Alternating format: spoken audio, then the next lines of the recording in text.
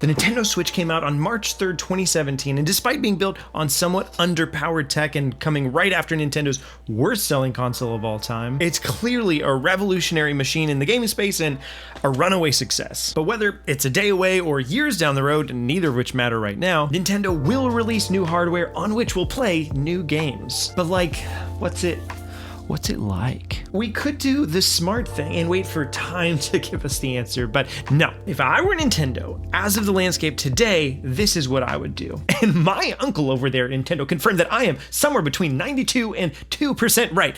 Let's talk about it.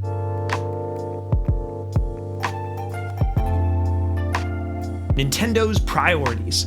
Let's talk about gimmicks. This will be a foundational principle throughout this video because I think where we go next, more than ever, tells us how Nintendo views themselves as hardware manufacturers and moreover, Nintendo's overall priorities. An obvious example of something understood as a hardware gimmick would be motion controls. Take the Wii and Wiimote. In short, it could be defined something like a new, different, sometimes trivial invention that sets this console or game apart from the rest. But the concept suffers from revisionist history. It's only a gimmick if it's not then adopted as an industry standard. What was an analog stick if not a gimmick for 3D controls, or Rumble, a gimmick of a faux 4D experience? And is the dual screen of the DS still considered a gimmick after it was part of the Nintendo's handheld lineup for 15 years? Even motion control has been refined to become an essential part of games like Splatoon and doesn't feel silly anymore, but rather innovative. And finally, is the hybrid concept of the Switch a gimmick or a new possible standard for a variety of hardware? I'd argue the latter. So gimmicks, to me, are innovations that may or may not be as industry-defining as a company like Nintendo may want. But regardless, it begs the question, is a console centered around something like this an essential to Nintendo? The reason I wanted to start by defining this is because asking whether a gimmick is essential or whether innovation is may very well be the same question, but could certainly feel different to hear it when asked. On one hand, is Nintendo aiming to be innovative with their next console? Or on the other hand, are they gonna have to come up with some silly little weirdo idea to base the whole thing around? Because that's their shtick. I mean, even the Switch, straightforward as the concept is, has HD Rumble, which can be super cool and was used really effectively in the early days of the console, but has unfortunately fallen off, a victim to the more classic gimmick definition. Or the more standout example, the IR sensor on the right Joy-Con. This was essential to Nintendo Labo, which Nintendo seemed to expect to be a bigger hit, and 1-2 Switch, and otherwise only gets used in a handful of games. Brain Age, Ring Fit Adventure, Mario Party, I think, and Resident Evil Revelation. One of these is not like the other. Even the Joy-Con detaching and becoming two controllers and the kickstand are a gimmick. But here's the thing. Not a single one of these are in the way of the core experience. And often I feel like conversation surrounding innovations or gimmicks assumes that it must be. Of course, this may have happened on the Wii, where Nintendo wanted as many games to shoehorn motion controls in, or the Wii U to have developers to try to fit the gamepad in games where it really didn't fit, not to disparage the few where it obviously shone. But the Switch has had the benefit of being a normal home console or a normal handheld, or both, or something that's a little less normal and more gimmicky if you use its peripheral functions. With the exception of a couple of games that force you to use these things, Super Mario Party only allowing Joy-Cons, the same for docked mode for Pokemon Let's Go Pikachu and Eevee, or even Super Mario Odyssey requiring the Rumble for a couple of moons, you don't have to interact with these gimmicks. So this, I think, is where Nintendo's priorities lie for the next generation: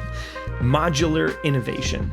Nintendo's strength is in creating new video game experiences, so when we release new hardware in the future, we would like to showcase unique video games that could not be created with pre-existing hardware. This was from our good buddy Shigeru Miyamoto in September of 2006. Or was it May 1995? Or was it November of 2022? It honestly could have been any of these. It was 2022 actually, but this has been the motto the whole time. This ethos has barely changed since the days of the Famicom, but I think we need to ask ourselves, why move on? The Switch has broken all sorts of records. The console continues to sell, and despite it being weaker than the consoles that launched essentially a generation prior, its trajectory is nearly unmatched. So why move on at all? Why not milk it for all it's worth? Let's address the aging elephant in the room. Although the concept seems to have dwindled a little bit, there were conversations surrounding a Switch Pro since literally before the Nintendo Switch was released. So let's talk about that. Because the logic follows that if there were to be an upgraded Nintendo Switch, it would come out before the Switch successor. So is that gonna happen? I'm pretty sure it was supposed to. There is a beautifully infamous quote from former Nintendo interim president Tatsumi Kimishima in January of 2018, who said the Switch lifespan should last 10 years. So that's 2017 to 2027. That means we get a Switch Pro and no new hardware till then, right? For one thing, I don't think I realized this before this video, but that quote is not real. Kimishima never said 10 years. An often sourced article said the 7 to 10 years bit. But in reality, the quote is this: "Up until now, the hardware lifecycle has trended at around 5 or 6 years, but it would be very interesting if we could prolong that lifecycle, and I think you should be looking forward to that." And in all fairness, this is often supported by current president Furukawa, who said as recently as February 2022 that the Switch is in the middle of its life cycle. And honestly, I don't think Nintendo has lied about any of this stuff, but that doesn't mean that all of our interpretations and assumptions have been correct. Wait a minute, I've seen you here before, but I don't think you're subscribed. Maybe you are, but you should probably check. You should go take a look down and find out. And if you're not, I mean, think maybe do that. You know? All right, let's get back to it. AJ and I have talked at length on our podcast directly to you about the Switch OLED and the likely position it found itself in as a console originally intended to be a more powerful Switch. But in an ecosystem of a huge global multi-industry chip shortage, it wouldn't make sense to release new hardware when you can't keep it stocked until at least a year after it's out, right? It's a really good bet that the Switch OLED was a reasonable pivot from the hypothetical Switch Pro. But now what? Does that mean an upgraded Switch gets pushed further down the road and next gen is even further away? Or do they skip it altogether? Let's look to what we do know. Nintendo wants the Switch to live a long life. To that end, they're actually increasing their hardware production and sales forecasts for 2023 rather than reducing them, which the end of a console would suggest. But honestly, whether or not a Switch Pro does or doesn't come out, which I'd be inclined to doubt at this point, doesn't change our core conversation. I'm just not interested in when Nintendo transitions to the next generation today, but rather how and for what core purposes. So why move on?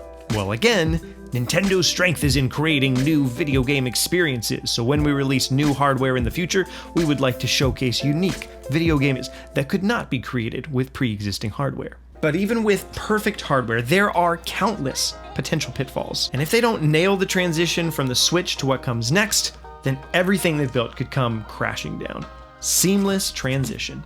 In May of 2022, Shintaro Furukawa shared this sentiment. The question of whether we will be able to just as smoothly transition from the Nintendo Switch to the next generation of hardware is a major concern for us. Based on our experiences with the Wii, Nintendo DS, and other hardware, it is very clear that one of the major obstacles is how to easily transition from one hardware to the next.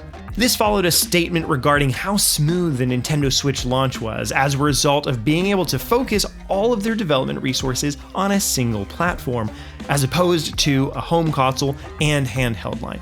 And he's right, the Switch launch was smooth and just kept getting smoother, but it had a few casualties. It only got to have such a clean start because it had such a clean break from what was before. No backwards compatibility, no returning services such as the Virtual Console, no reasonable assumption, at least at the start, that your prior experiences with Nintendo had any chance of being accessible on the Switch. It was a clean launch because it was a clean slate. But now, here we are, facing down the barrel of the next generation, and Nintendo no longer has that luxury. There are well over 100 million Switch owners who have games and save files, and many of whom have access to the classic library of the NES and the SNES and more on Nintendo Switch Online. And this is why Furukawa goes on to say, to help alleviate the risk, we're focusing on building long-term relationships with our customers. While we will continue launching new software on the Nintendo Switch, we will also provide services that also use Nintendo accounts and other IP outside of gaming software. We intend for this to help build a lasting impact with our customers. What's read between the lines here starts to build our picture for the next generation. Alongside graphics Nintendo has shown emphasizing Nintendo accounts and their growth into the future, it's all but guaranteed that these will continue at least into the next console. So what does that mean? The most evident is the actual account itself, and as part of that, access to the same library of classic games that are currently available. Furthermore, since a feature of NSO accounts is cloud save, these will also be supported, and if that's the case, it means at minimum, digital backwards compatibility. Finally, it's an even further logical leap, but I think it's a very safe assumption that digital backwards compatibility also implies physical backwards compatibility. In short, when I buy a new Nintendo console, the same way that when I buy a new iPhone, and I was gonna point to my iPhone, but I'm recording on it, so iPhone, I can initiate a transfer process, then open up the new phone exactly where I left off. I believe the same will be true of this console. Also, even if physical games are somehow different, either not in a cartridge or in a different cartridge, I think the physical market of Switch games means that at least the first iteration of the next generation will have a slot that will read Switch cartridges. This is similar to how all Nintendo handhelds would read games from the console before them. Game Boy to Game Boy Color, Game Boy and Game Boy Color to Game Boy Advance to early DS, DS to 3DS, all of them had backwards compatibility. And similarly, with GameCube games being playable in most Wiis and Wii games on the Wii U, Nintendo has a history of really embracing backwards compatibility. It just didn't happen on the Switch because it was a clean slate to build everything from the ground up. What this also means is that whereas the Wii U stopped being supported basically the minute the Switch came out, the Nintendo Switch will continue to be supported for quite a while during the early years of the successor. Again, if the iPhone 15 comes out, you can still buy an iPhone 12 and it'll be supported for quite a while. This also allows Nintendo to continue to allow third parties and indies and even internal studios to create games for the Switch that'll be playable on the next generation, but have fewer, more dedicated studios build games exclusive to the new hardware to kickstart its life. This transition time will mean that the initial sales of the new console will be determined primarily by the desire for the few exclusive games, in addition to the demand of gamers who want to play Nintendo games on better hardware. But I think, like we've seen with the Switch OLED largely outselling the traditional model in Japan week on week, a higher price tag is acceptable to a lot of people if the upgrade just feels worth it. And speaking of price tags, these consoles will be complementary. Not like in the free way, just like in the, they go well together kind of way. Nintendo will finally reduce the price of the Switch and the Switch Lite by a good bit. By 2 or 3 years into the next gen, I suspect it'll sell for $200 and the Switch Lite for like $125 rather than their $300 and $200. In that same event where Kimishima was misquoted, Miyamoto did say, "Our ultimate ambition is for a Nintendo Switch to be owned not just by every family, but by every single person." This is clearly the way to achieve that end. An adult would buy themselves or the family the new beefy hardware, and at Christmas time, it's not too outrageous that kids could each receive an $125 Switch Lite or even a $200 Switch, especially if it was on even deeper sale over the holidays. Oh, I'm so sorry. Oh, silly me. Earlier, I mentioned the subscribe thing, but there was a button like right next to that. It's one of these guys. There's also one of these. That's fine too. If you want to do something with this, you can just go. It's pretty fun. Look how fun that is.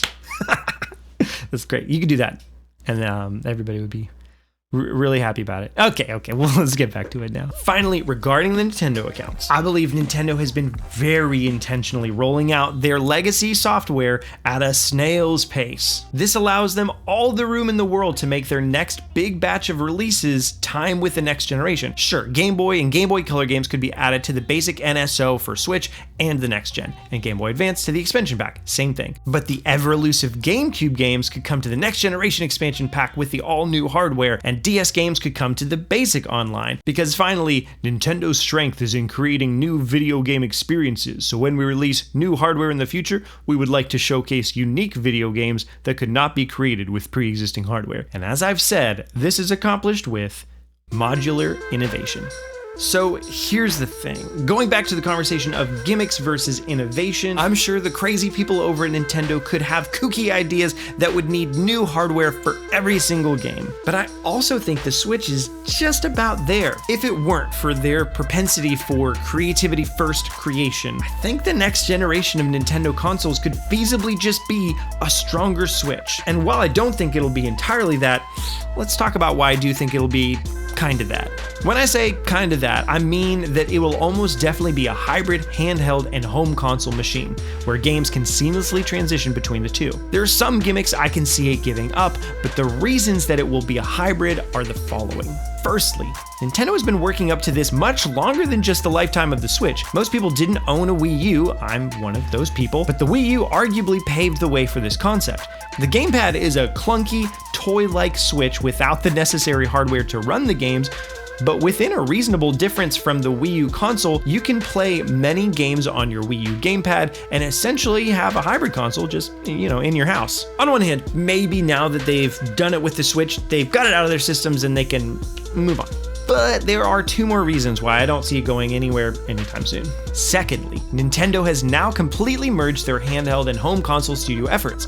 In the era of HD phones and tablets, what would it even look like to split these back up? When a handheld device could only run games half as well as home consoles, and we're always porting games 1 or 2 generations behind, how would that even work now? Handheld games were often quick wins, lower effort productions with quick dev cycles, often intended to complement or fill gaps between console entries. But in this day and age, there's no sense in splitting up development processes to have 720p games and 4K games as like different things. Basically, all of their teams are thriving in a unified focus, and as a result, we haven't seen a true first-party drought in like the whole generation. And the last reason why Nintendo wouldn't get rid of the hybrid model is dollar bills or yen bills or like euro bills. It's the money stuff.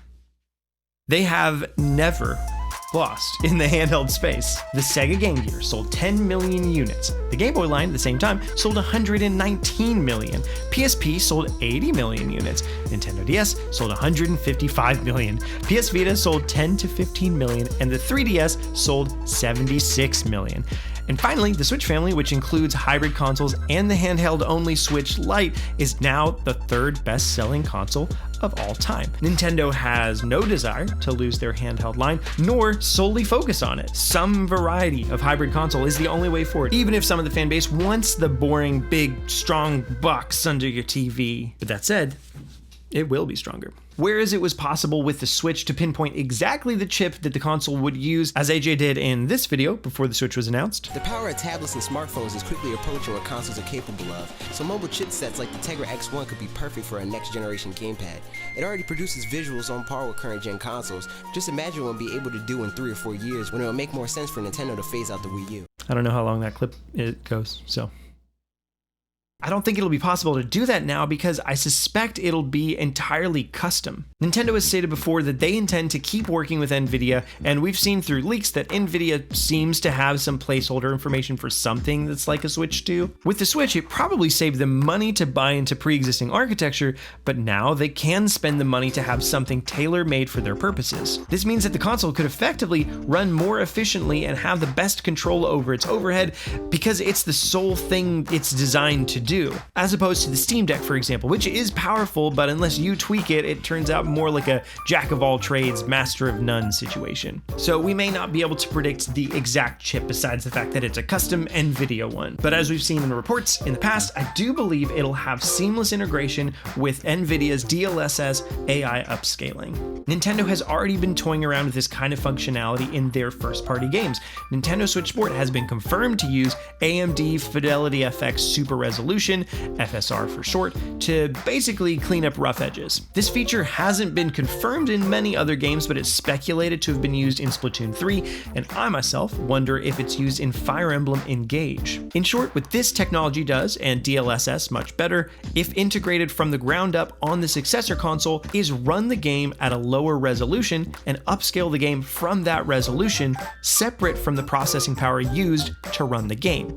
This means the games are able to look better and run better than the hardware would actually be able to do on its own. And if it's integrated through development, then this isn't an issue where AI would result in weird textures or anything, because it's being implemented on a closed console experience, and it's just part of the development and bug testing and all that stuff with a better end result. Even 4 years ago, the Nvidia Shield TV in China did a version of this by upscaling Twilight Princess rather than porting the HD version, and the results even then were amazing. So while I don't think this console will be built with the intention of brute forcing 4K. By way of DLSS, I think we will see the kinds of games that look good now running at 4K in docked and 1440p or more on handheld, and without compromising performance. And while these have been fairly by-the-book improvements so far, the better handheld screen brings us to the first modular innovation. Again, what I mean by this is that the core experience of the Switch successor will be one that's consistent with what we've seen so far.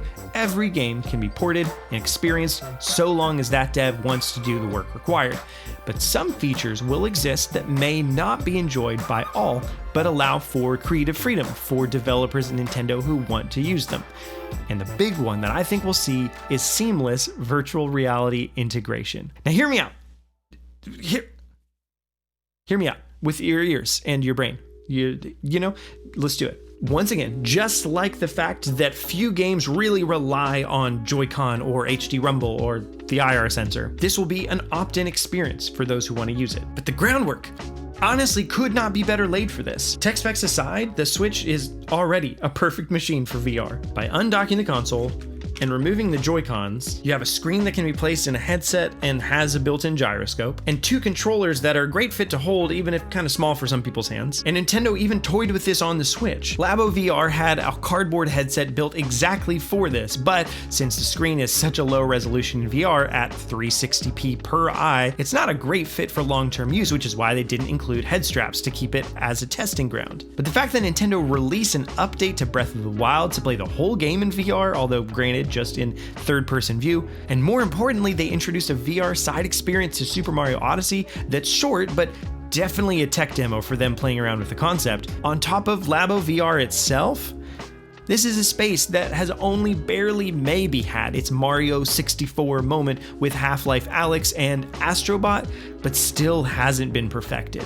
Maybe Nintendo is the company to finally do that. On a recent podcast, we suggested the introductory experience to this, and it's a VR mode to Metroid Prime 4. A lot of times VR is criticized for being an isolating experience, but the word that's used to describe the vibe of Metroid is isolation. That game with exploration, motion controls for the gun similar to the Metroid Prime 3, and a ton more, it can showcase all the functionality of the console in every way, just like Mario Odyssey did in the early days of the Switch. And finally, while many of them are smaller experiences, there's a whole host of VR games that could be released on the VR shop to bolster the library right from the get-go. This would be a great feature to get people in the door, but be completely supplementary or complementary to the core experience of the console at just a small extra cost for the headset to complete the VR package. And with two small cameras on the back of the console, you can easily make it an AR experience, which is already much more up Nintendo's alley anyway. Even existing backwards compatibility to Switch games could be enhanced with VR modes. I could see new Pokemon Snap work perfectly with this, or Captain Toad Treasure Tracker, or Mario Kart, and so much more. And this of course means the detachable controllers return. So let's talk about Joy-Con. What? Subscribe, like.